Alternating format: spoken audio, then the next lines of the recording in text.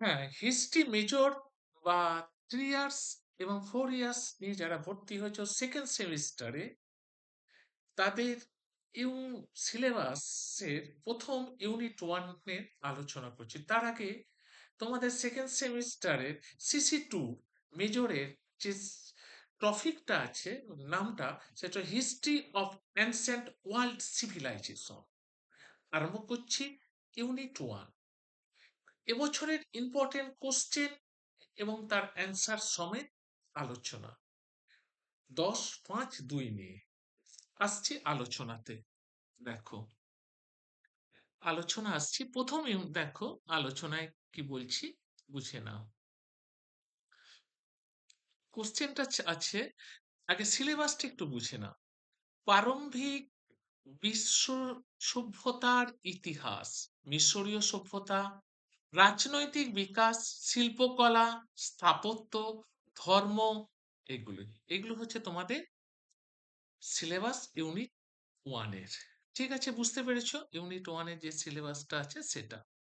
এবছরে 10 নম্বরের যে ইম্পর্টেন্ট কোশ্চেন সেটা তোমাদের আলোচনা করলো, অর্থাৎ 2026-এ তোমরা যে সেকেন্ড সেমিস্টারের পরীক্ষা দেবে শেষ দিকে, সেটার আলোচনা করছি।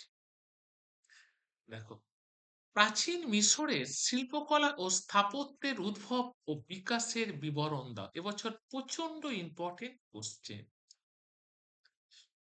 কোশ্চেনটা কি বললাম, এবার উত্তরটা বলছি। দেখো, প্রাচীন মিশরীয় শিল্পকলা, স্থাপত্য মানব সভ্যতার এক অনন্য স্থায়ী ঐতিহ্য, যার সূচনা ঘটেছে প্রায় খ্রিস্টপূর্ব 3000 অব্দের নীল নদের অঞ্চলে, তীরবর্তী অঞ্চলে।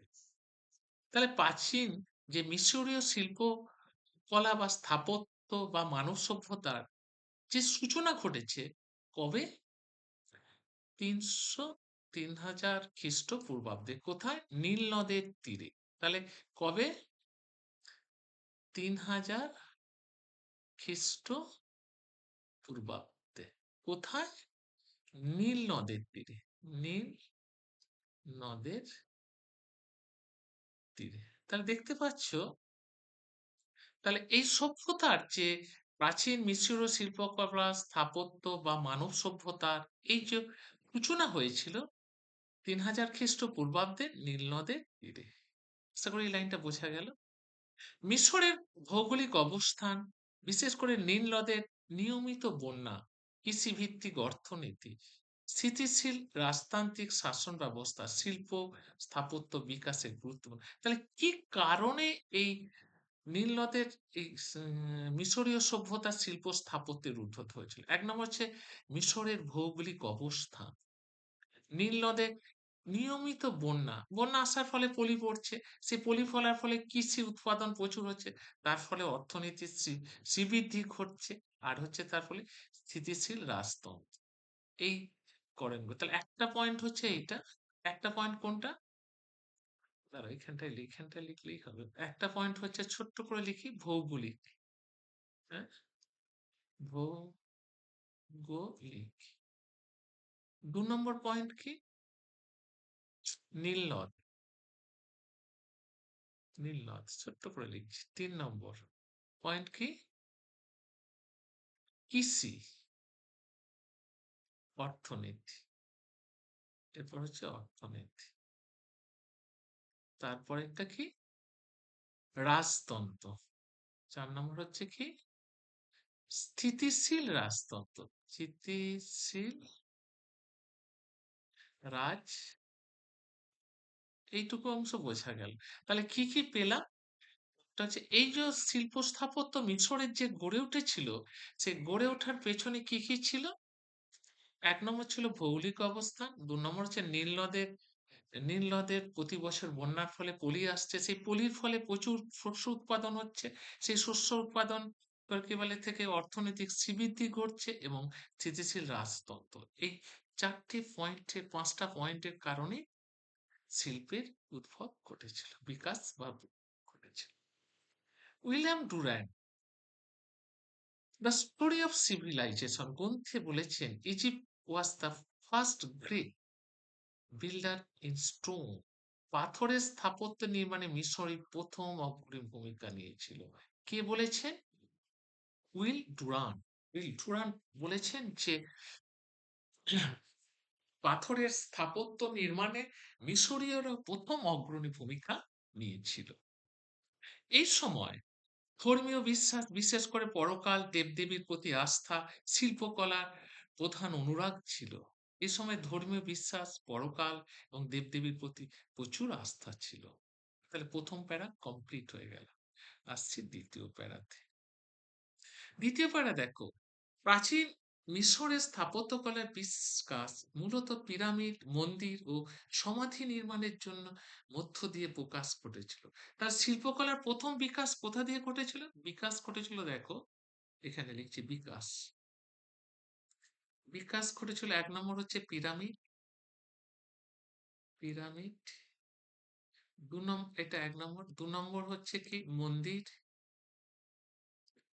তাই না? আর একটা ৩ নম্বর হচ্ছে সমাধি। আশা করি বোঝা গেল। এবার দেখো, গ্রেট পিরামিড অফ গিজা মিশরের স্থাপত্যকলার শ্রেষ্ঠ নিদর্শন। তার শ্রেষ্ঠ নিদর্শন হচ্ছে মিশরের এই স্থাপত্যকলার এই পিরামিডটি। ঠিক আছে? যা ফেরাও কালে খুফুর সমাধি হিসাবে নির্মিত। এই এই যে এই যে মিশরীয় স্থাপত্যকলার যেটা গ্রেট পিরামিড যেটা গিজা, এটা কার সমাধি? ফেরাও। কার সমাধি? ফেরাও খুফুর। খুফুর সমাধি হিসাবে নির্মিত। এই পিরামিড শুধু একটি সমাধি নয়, বরং একটি মিশরীয়দের জ্যামিতিক জ্ঞান, প্রযুক্তি, দক্ষতা এবং সংগঠিত সমব্যবস্থার প্রতিফলন। তাহলে কার প্রতিফলন? এই পিরামিডটা, এই যে সমাধিটা, বা এই সমাধিটা শুধু একটা সমাধি নয়, এতে জ্যামিতিক জ্ঞান দেখা এমন ভাবে তৈরি, তা থেকে একটা জ্যামিতিক বিষয় সম্পর্কে আমরা জানতে পারি। প্রযুক্তির দক্ষতার পরিচয় পাওয়া যায়, যে এত সুন্দরভাবে প্রযুক্তিকে কাজে লাগিয়েছে সেটা দেখা যায়। টেকনোলজি কিভাবে এখানে কাজ করেছে সেটা দেখা যাচ্ছে। আর কি? সংগঠিত সমব্যবস্থা। তাহলে সংগঠিত একটা জিনিস সুন্দর হয় কখন? সেখানে দক্ষ প্রযুক্তি থাকলে তবেই। আর সমব্যবস্থা যদি সংগঠিত থাকে তবেই একটা সুন্দর জিনিসের প্রতিফলিত হয়। এই সমাধিটার ক্ষেত্রে তাই। এই ৩টে পয়েন্ট বিশেষ কাজ করেছে। বিশেষ করে এই দক্ষতা, প্রযুক্তির দক্ষতা আর সংগঠিত সমব্যবস্থা। এইটাই হলো একটা সুন্দর গঠনের কাজ করে। প্রত্নতাত্ত্বিক গেলে ফ্লিন্ডার্স, হ্যাঁ, পিটিরি পিটিরির মত মত দেন, কি দেন? পিরামিড নির্ভুল তা মিশরীয় প্রকৌশল দক্ষতার উচ্চ স্তর প্রদর্শন করে। তাহলে দেখ, পিরামিডের নির্ভুলতা মিশরীয় প্রকৌশল দক্ষতার উচ্চ স্তর, অর্থাৎ যে তারা টেকনোলজি যে কতটা ডেভেলপ হয়েছে, এই পিরামিডের নির্ভুলতা মিশরীয়দের টেকনোলজিতে কতটা উন্নত সেটার পরিচয় দেয়। এছাড়াও কার্নাক, লুক্সরের মন্দিরসমূহ পিরামিডের ধর্মীয় স্থাপত্যের মহিমা প্রকাশ করে। কার্নাক, এই দুটো। তাহলে প্রথম এই পিরামিডটা কি বলা হয়েছে? ফেরাও খুফুর সমাধি, যেখানে প্রযুক্তির দক্ষতা এবং সাংগঠনিক কি বলে সংগঠিত সমব্যবস্থার প্রতিফলন দেখা গেছে। আর তারপরের মন্দিরগুলোতেও ধর্মীয় স্থাপত্যের মহিমা প্রকাশ করে, যেখানে বিশাল স্তম্ভ খোদাই চিত্রকলার মধ্য দিয়ে দেবতাদের মহিমা তুলে ধরা হয়েছে। তাহলে দেখো, এই সমস্ত মন্দিরগুলোতে ধর্মীয় স্থাপত্যের নিদর্শন এগুলোতে খোদাই করা আছে, তার থেকে চিত্রকলাগুলোর মধ্য দিয়ে দেবতাদের মহিমা এখানে তুলে ধরা হয়েছে। এবার আসছি থার্ড ফেরায়। শিল্পকলার ক্ষেত্রে প্রাচীন মিশরীয়রা চিত্রকলা, ভাস্কর্য, অলংকার শিল্পে অসাধারণ দক্ষতা অর্জন করেছিল। তাই তো আমরা দেখতে পাচ্ছি, সেটাই তার উপরের প্যারাগুলোতে। তাদের চিত্রকলায় কম্পোসাইট ভিউ, সম্মিলিত দৃষ্টিভঙ্গি ব্যবহৃত হতো, যেখানে মাথা পাশ থেকে, চোখ সামনের দিক থেকে এবং দেহের অংশ বিভিন্ন কোণ থেকে দেখানো হতো। তাহলে মাথা পাশ থেকে দেখানো হতো, চোখ সামনে থেকে দেখানো হতো এবং দেহের বিভিন্ন অংশ বিভিন্ন কোণ থেকে দেখানো হতো। শিল্প ইতিহাসবিদ H Gombrich the story of Art গ্রন্থে বলেছেন, কি বলেছেন, মিশরীয় শিল্প শুধু সৌন্দর্যের জন্য নয়, বরং ধর্মীয় পরকালীন জীবনের উদ্দেশ্যে তৈরি করা হতো। বুঝতে পেরেছো? তাহলে বলছে মিশরের শিল্প শুধু সৌন্দর্যের জন্য নয়, ধর্মীয় এবং পরকাল জীবনের উদ্দেশ্যের জন্য তো, যে পরকালে যাতে আমরা আরো সুন্দর ভালো জন্ম হতে পারে, ভালোভাবে জীবন যেতে পারে, সেটার জন্য আমরা পরকালের কাজের জন্য, শুধু যে ধর্মীয় ও পরকালীন জীবনের উদ্দেশ্যের জন্য তৈরি হতো এটা, শুধু সৌন্দর্যের জন্য নয়। সমাধির দেয়ালে আঁকা চিত্রগুলি মৃত ব্যক্তিদের পরকালীন জীবনের সহায়ক হিসাবে বিবেচিত হতো। ওই যে সমাধিতে যে চিত্রকলাগুলো আঁকা হতো, যে সমাধিগুলো দেয়া হতো, তাতে যে মৃত ব্যক্তির পরকালীন জীবনের সহায়ক হিসাবে কাজ করতো। আচ্ছা, মরে গেলে সে পরবর্তীকালে যেন তার আত্মার শান্তি পায়, সুন্দরভাবে জীবন ধারণ করতে পরবর্তীকালে, সেদিকে সেই জন্যই তার এই সমাধিতে আঁকা হতো বিভিন্ন চিত্রকলা। এবার চতুর্থ প্যারায় আসছি, দেখ, মিশরীয় ভাস্কর্য কলা অত্যন্ত উন্নত ছিল এবং তা অধিকাংশ ক্ষেত্রে ধর্মীয় এবং রাজকীয় উদ্দেশ্যে ব্যবহৃত হতো। তাহলে ভাস্কর্য অত্যন্ত উন্নত ছিল কি, বেশ ধর্মীয় ক্ষেত্রে এবং রাজকীয় উদ্দেশ্যে, রাজার মহিমা মহিমা প্রকাশ করে, এবং আর ধর্মীয় ক্ষেত্রে গেলে দেবতার মহিমাকে সুন্দরভাবে তুলে ধরা। এখানে রাজার মহিমাকে তুলে ধরা, তার ফেরায়ের মহিমাকে তুলে ধরা হতো, আর এখানে দেবতাদের মহিমাকে তুলে ধরা। ফেরাওদের মূর্তি সাধারণত দৃঢ়, স্থির এবং সম্মুখমুখী ভঙ্গিতে তৈরি করা হতো, যা তাদের ক্ষমতা ও অমরত্বের প্রতীক ছিল। তা তারা মরে যায়নি। ফেরাওদের মূর্তিগুলো দেখে বলেছে যে আজও যেন আমাদের কাছে এমন ভাবে তার দৃঢ়, স্থির এবং সম্মুখমুখী হয়ে ভঙ্গিতে দাঁড়িয়ে আছেন, যেন মনে হচ্ছে যেন এখনো তারা আমাদের কাছে জলজান্ত প্রতীক হিসাবে বেঁচে আছে।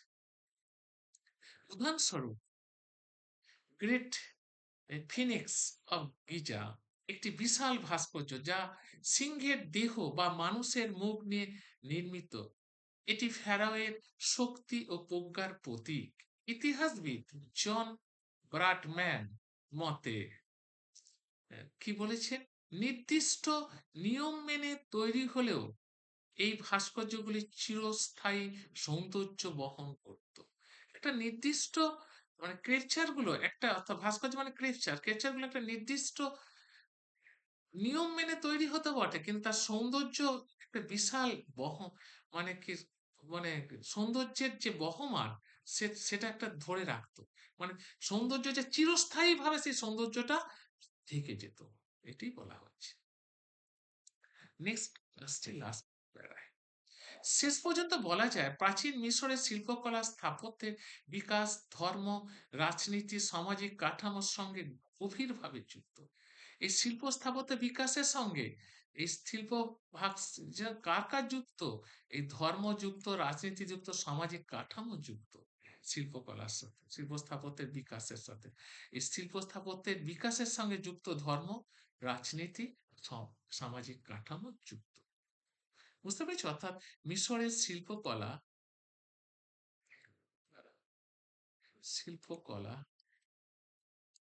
ও স্থাপত্য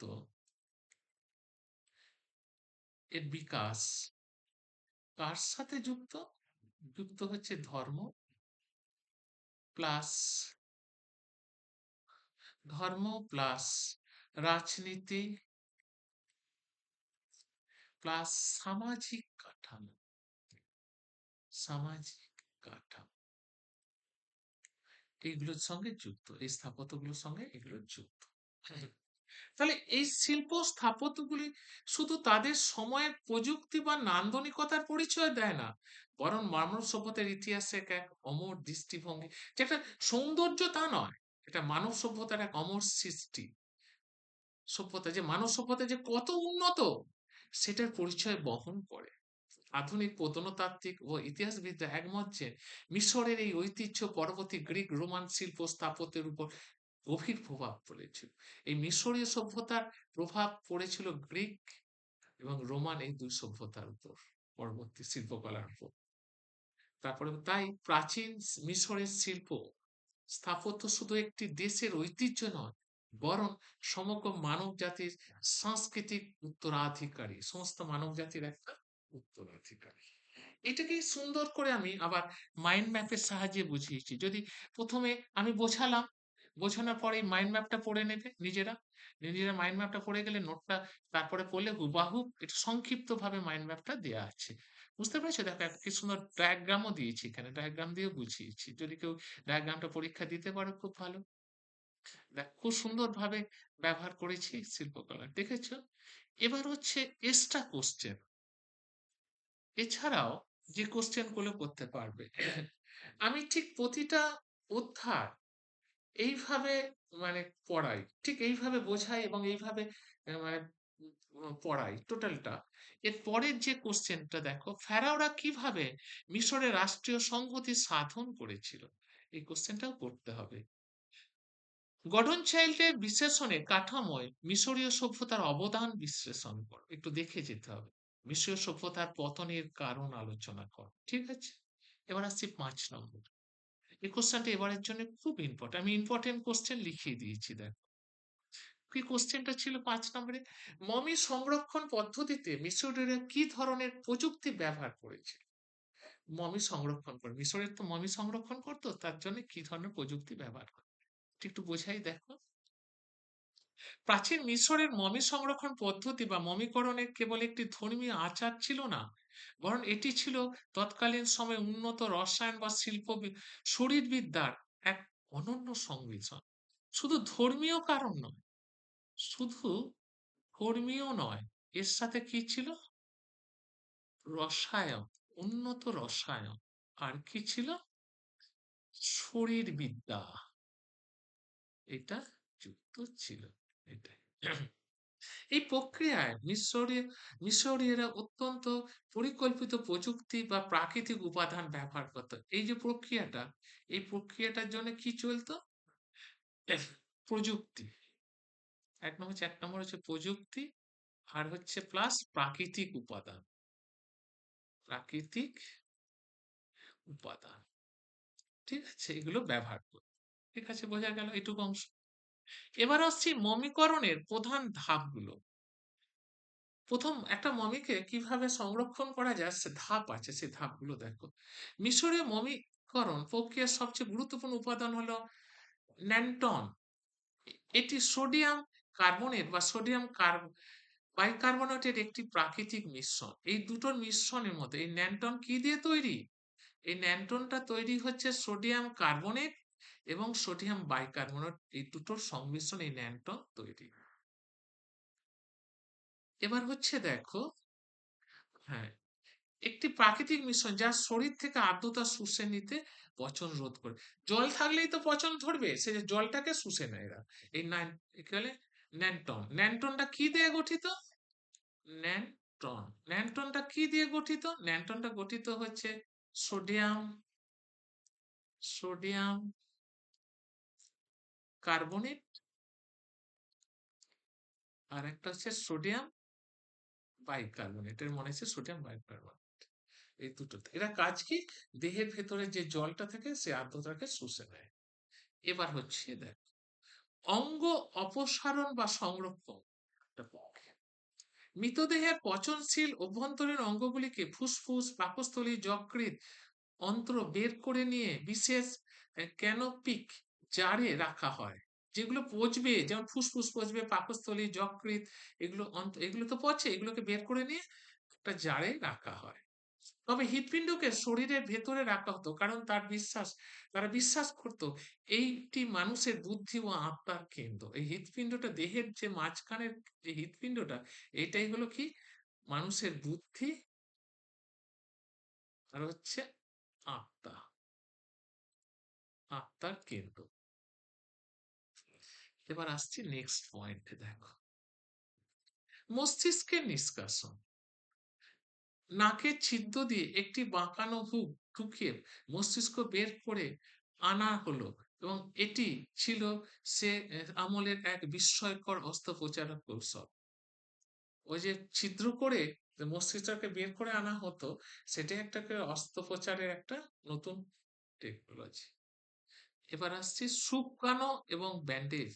শরীরকে ন্যান্টন লবণে 40 দিন ঢেকে রাখা হতো। সম্পূর্ণ শুকিয়ে গেলে শরীরটিকে রজন মাখানো বা লিনেন কাপড় দিয়ে শক্ত করে পেঁচানো হতো। আগে 40 দিন রাখানো হতো সোডিয়াম কার্বনেট, সোডিয়াম বাইকার্বনেটের মিশ্রণ দিয়ে সেটাকে 40 দিন রাখা হতো। তারপরে সেটাকে কি করা হতো? রজন মাখাই হয়ে লিনেন কাপড় গোটা শরীরটাকে জড়িয়ে দেওয়া হতো। তো ঐতিহাসিকদের মমি তৈরির সূক্ষ্ম কৌশলগুলি নিয়ে ঐতিহাসিকদের মধ্যে বেশ কিছু মতপার্থক্য লক্ষ্য করা যায়। মস্তিষ্ক নিষ্কাশনের প্রয়োজনে বেশিরভাগ ঐতিহাসিক মনে করে মস্তিষ্ককে মিশরীয়রা গুরুত্বহীন মনে করত বলে তারা ফেলে দেওয়ার হতো। বেশিরভাগ ক্ষেত্রে বলে মস্তিষ্ক ফেলে দিত, গুরুত্বহীন। কেন হৃৎপিণ্ডটাই আসল, এখানে বুদ্ধি আত্মা দুটোই আছে বলে মনে করত। আধুনিক গবেষণায় দেখা যায় যে অনেক উচ্চপদস্থ ব্যক্তি মমিতে মস্তিষ্ক অক্ষত অবস্থায় পাওয়া গেছে। এতে একদল ঐতিহাসিক যুক্তি দেন মস্তিষ্ক অপসারণ কোনো বাধ্যতামূলক নিয়ম ছিল না, বরং এটি হয়তো সময়ের বিবর্তন বা সামাজিক মর্যাদার উপর নির্ভর করতো। তো সময়ের বিবর্তন, যে বাধ্যতা হচ্ছে মস্তিষ্ক থাকবে না থাকবে না, তার কোনো বাধ্যবাধকতা ছিল না। এবার আসছি নেক্সট পয়েন্টে আসছি, দেখো ভেষজ উপকরণ ব্যবহার। হেরোডোটাসের মতে প্রাচীন ইতিহাসবিদে বর্ণনা করেছেন যে মিশরীয়রা মূল্যবান সুগন্ধি রজন ব্যবহার করত, তবে বর্তমানে রাসায়নিক বিশ্লেষণ বলছে অনেক ক্ষেত্রে তারা স্থানীয়ভাবে সহজলভ্য আলকাতরা বা বিটুমিন ব্যবহার করত। আলকাতরা বা বিটুমিন অনেক ক্ষেত্রে ব্যবহার করত। কিছু ঐতিহাসিক মনে করেন মমি শব্দটি এসেছে ফার্সি মুমিয়া থেকে, অর্থাৎ মুমিয়া শব্দ থেকে, ফার্সি শব্দ থেকে। কিন্তু অন্য একদল ঐতিহাসিকের মতে বিটুমিনের ব্যবহার কেবল পরবর্তী রাজবংশগুলির সময় শুরু হয়েছিল, আদি যুগে নয়। এই আলকাতরা বা বিটুমিনের ব্যবহার শুরু হয়েছিল পরবর্তীকালে, প্রথম দিকে নয়। এবার হচ্ছে দেখো প্রক্রিয়ার উদ্দেশ্য বা সংরক্ষণ বনাম রূপান্তর। ঐতিহ্যগতভাবে মনে করা হয় মমিকরণের মূল উদ্দেশ্য ছিল দেহকে অবিকল সংরক্ষণ করা, কিন্তু সম্প্রতি কিছু তাত্ত্বিক ঐতিহাসিক দাবি করেন মমিকরণের লক্ষ্য দেহকে বাঁচিয়ে রাখা নয়, বরং তাকে একটি দেবতুল্য মূর্তিতে রূপান্তর করা। এই যে মমিকে রাখা মানে ক্ষেত্রে তাকে দেবতা হিসেবে মানা হয়, তাকে বাঁচিয়ে রাখা না, তাকে দেবতা হিসেবে মানা হয়। তাদের মতে শরীরকে শুকনো ফেলা বা রজন মাখানো ছিল মূলত মৃত ব্যক্তিকে একটি অমর রূপ দেওয়া, অর্থাৎ শৈল্পিক বা আধ্যাত্মিক প্রচেষ্টা নিছক পচন রোধের জন্য। অর্থাৎ তাকে একটা দেবতা রূপ দেওয়া হয়, যে রজন মাখানো হয়, তার ফলে মৃতদেহটাকে কি হয়, তাকে অমরত্ব দান করা হয়। মানে সে আরো আবার বেঁচে আছে এবং সে একজন দেবতা রূপে আমাদের কাছে বিরাজিত রূপ। এই ভিন্ন ভিন্ন মতবাদগুলি প্রমাণ করে যে মিশরের মমি সংরক্ষণ পদ্ধতি কোনো স্থির প্রক্রিয়া ছিল না, বরং তা হাজার বছর ধরে পরিবর্তিত এবং উন্নত হয়েছে। আস্তে আস্তে সেটা পরিবর্তিত এবং উন্নত হয়েছে। আশা করি বোঝা গেছে। 5 নম্বরে ইম্পর্টেন্ট কোশ্চেন আমি বুঝিয়ে দিলাম। এবার হচ্ছে মিশরীয়রা কেন পিরামিড তৈরি করত, এটা খুবই ভালো ইম্পর্টেন্ট। তারপর হচ্ছে অথবা মিশরীয়দের নির্মাণের কারণগুলি আলোচনা করো। মিশরের ধর্মে সূর্যের উপাসনাগুলি গুরুত্ব দেওয়া হয়। ওই প্রথমের কোশ্চেনটা খুব ইম্পর্টেন্ট, কেন পিরামিড নির্মাণ করতে হবে, পিরামিড নির্মাণের কারণ কি, এটাও খুব ইম্পর্টেন্ট কোশ্চেন। এই দুটো কোশ্চেন খুব ভালো করে দেখতে হবে ইউনিট 1 থেকে। এখন থেকে যদি তোমরা এইভাবে সিলেক্ট করে, আমার কাছে সবচেয়ে কলেজের সর্বোচ্চ নম্বর এবং বিশ্ববিদ্যালয়ের সর্বোচ্চ নম্বর পাওয়ার একটাই কারণ, আমি পরীক্ষার 1 মাস 1.5 মাস আগে নোট শেষ করে দিই, ঠিক এইভাবে বুঝিয়ে বুঝিয়ে, আর পিডিএফ আকারে নোট দিই। তারপরে ছেলেমেয়েরা লিখে নিতে পারে বা জেরক্স করে নিতে পারে প্রতিটা নোট। প্রতিটা যখন এক একটা চ্যাপ্টার শেষ হচ্ছে সেই চ্যাপ্টার অনুযায়ী পরীক্ষা নেওয়া হয়, এবং যে 1.5 মাস বা 2 মাস থাকে নোট শেষ করার পর, তার ফলে কি হয়, সেই 2 মাস আমরা কন্টিনিউ পরীক্ষা নেওয়া হয়। এমনি বোঝানোর পরেও যে চ্যাপ্টারটা শেষ হচ্ছে সেই চ্যাপ্টারটারও পরীক্ষা নেওয়া হয়। আবার টোটালটা শেষ হয়ে যাওয়ার পর আবার পরীক্ষা নেবে। আর হুবাহু নোটকে যদি এইভাবে তোলা যায়, তাহলে কিন্তু নম্বরটা প্রচুর পাওয়া যায়। আর পরীক্ষার মানে অনেকে কি করে, পরীক্ষার আগে অনেক স্যার, অনেকেই বলেন স্যার পরীক্ষার আগের দিন অবধি স্যাররা নোট দেন, তাহলে তারা পড়বে কখন? মিনিমাম 1.5 মাস থেকে 2 মাস আগে পরীক্ষার নোট শেষ করা খুবই জরুরি। আর আমার তাড়াতাড়ি নোট শেষ হওয়ার এবং বোঝানোর একটাই কারণ হচ্ছে, আমি টোটালটা পিডিএফ বসিয়ে লেখাই না, পিডিএফ আকারে দিয়ে দিই বা বাড়িতে লিখে নিয়ে আসে, প্রতিটা নোটকে বুঝিয়ে দিই এবং পরীক্ষা নিই। তাতে সময় কম লাগে, খুব তাড়াতাড়ি এবং ৫, ১০, ৫, ২ প্রত্যেকটা নোট নিখুঁতভাবে দিয়ে দিই। যাতে কোনো অসুবিধা, আর প্রত্যেকটা মাইন্ড ম্যাপের সাহায্যে বোঝাই।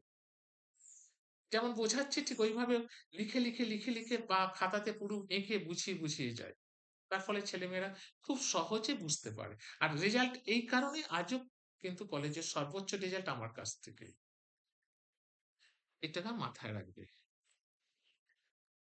আর যারা যে সমস্ত পড়ছো এবছর, যারা সেকেন্ড ইয়ারে উঠছো, যাদের দাদারা, দিদিরা বা কাকারা রয়েছে, তাদেরকে আমার নামে অমিতাভ গোস্বামী নামটা জিজ্ঞাসা করে রাখবে যে তাদের কাছে কেমন রেজাল্ট হয় প্রতিটা কলেজ, তারাই বলে দিতে পারবে। এর থেকে বড় প্রমাণ আর কিছু নেই। এবার হচ্ছে দেখো, প্রত্যেকের মান ২। মিশরকে নীল নদের দান বলা হয় কেন? First question. এবার হচ্ছে মেনেস কে ছিলেন? খুব ভালো কোশ্চেন।